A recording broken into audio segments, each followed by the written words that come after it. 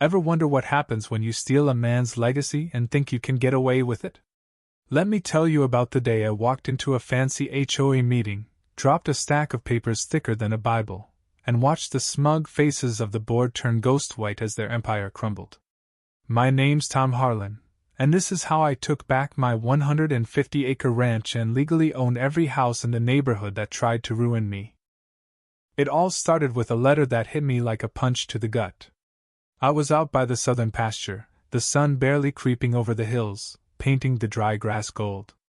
My boots crunched in the dirt as I checked the cattle's water lines, same as every morning. Then old Pete from the post office rolled up in his beat-up truck, while viewing an envelope like it was cursed. I wiped my hands on my jeans, took it, and figured it was just another tax notice or some election flyer I'd toss without reading. I don't mess with politics, never have. Out here, the land's my world, and the only votes that count are rain, calf births, and the season's stubborn rhythm. Pete lingered, shifting nervously, then tipped his hat and peeled out. I tore open the envelope under the blazing sun, and my heart stopped dead. The words didn't make sense at first: legal jargon about foreclosure, unpaid fees, and a court-ordered auction. My ranch, my family's blood and sweat for 100 years, had been seized and sold by the Crest VYEW Homeowners Association. Sold for pennies to developers and their cronies. I staggered, the ground tilting under me, fury burning hotter than the noon sun. This was no mistake. My ranch predated Crest VYEW by a century. Me great-grandpa claimed it when laws were written with grit and a rifle. HOA fees? I'd never heard of them.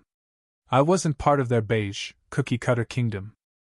I tore into town, tires spitting gravel, and slammed the letter on the county clerk's desk. The clerk, a jittery guy named Eddie, pulled up records that made my blood boil. 6 months ago, Crest VYEW had annexed my land into their community district. Claiming I owed fees they sent to some random address not mine. When I didn't pay, they slapped a lien, foreclosed without a word, and auctioned my legacy to their buddies. The signatures on the annexation? Forged. The county official who approved it? Laura Bennett's brother-in-law, the queen bee of Crest VYEU's HOA.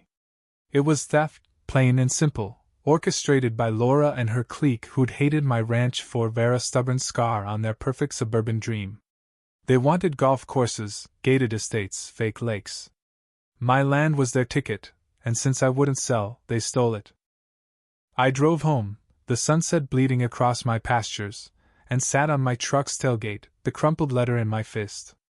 The cattle grazed, clueless that on paper, they weren't mine anymore.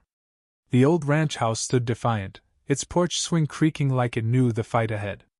This wasn't just, it was personal. Laura and her minions thought they'd won, but they didn't know me.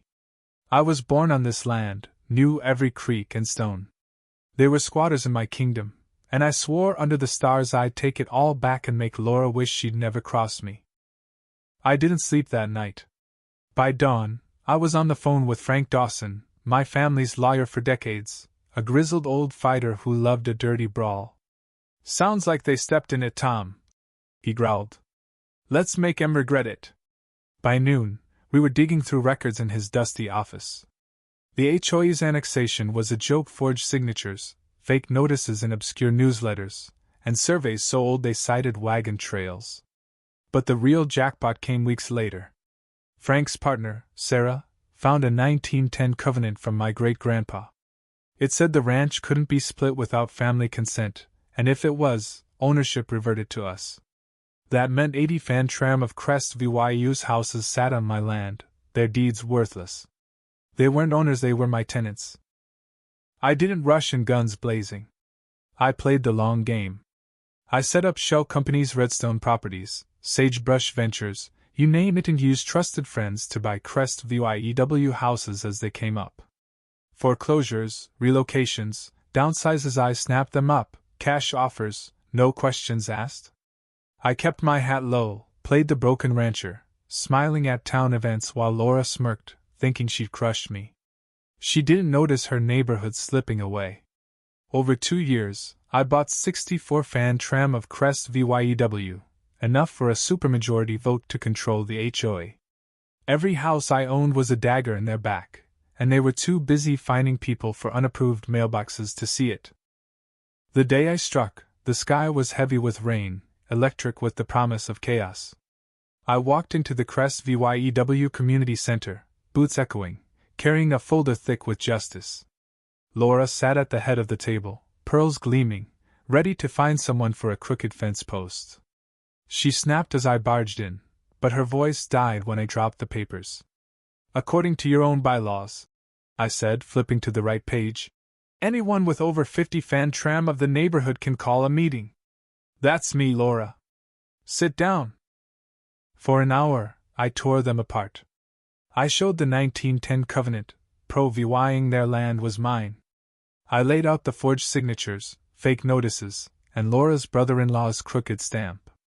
I listed the lawsuits: fraud, conspiracy, theft coming for their personal assets, their houses, their SAVYNGS. When I slid the judge's injunction banning the HOA from collecting dues or issuing fines, Laura's face crumpled. The room was silent, rain tapping the windows, as I declared the HOA suspended. They were done. The court battle was slow but brutal.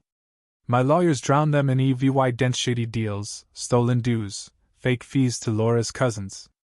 The county official cracked, admitting he rubber-stamped the annexation at Laura's urging.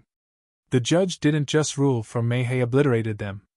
In a 23-page ruling, he dissolved the HOA, voided their liens, and slapped Laura and her board with millions in damages to me and other bullied homeowners. Their houses were seized, accounts frozen, lives gutted. Laura's mansion went at a sheriff's sale, her pearls and Mercedes sold to pay her debts. I took the clubhouse, the parks, every inch of their fake empire. I stood in the empty community center, hung a brass plaque. Property of Harlan Ranch. No HOAs. No trespassing, and walked out into the free air. The good neighbors, the ones who never bought Laura's nonsense, waved from porches now truly theirs. I bulldozed the HOA office and built a dog park, named it Dawson's Run after my great-grandpa. Kids play there now, dogs chase balls, and the land breathes again. The EVY tie-ins were quiet but sweet. Laura and her cronies, now tenants, got notices to pay rent to me or leave. They dragged out their junk, humiliated, as I watched from my truck. Laura clung to her house longest, whining to the news, but the sheriff didn't care. Her empire was cardboard boxes and shame. The remaining homeowners painted wild colors, built tree houses, lived free. My ranch yielded fences, fresh wells, green pastures. At night, I'd sip coffee on the porch, grinning at the thought of Laura writing me rent checks. On the ruling's anniversary, I took the old Crest VYEW sign, burned off the letters, and painted a new one. I planted it by the road under a fiery sunset. Welcome to Harlan Fields. No HOA allowed. I dusted my hands, tipped my hat to the sky, and walked home. The land was mine by blood, by battle, by right. And nobody would ever steal it again.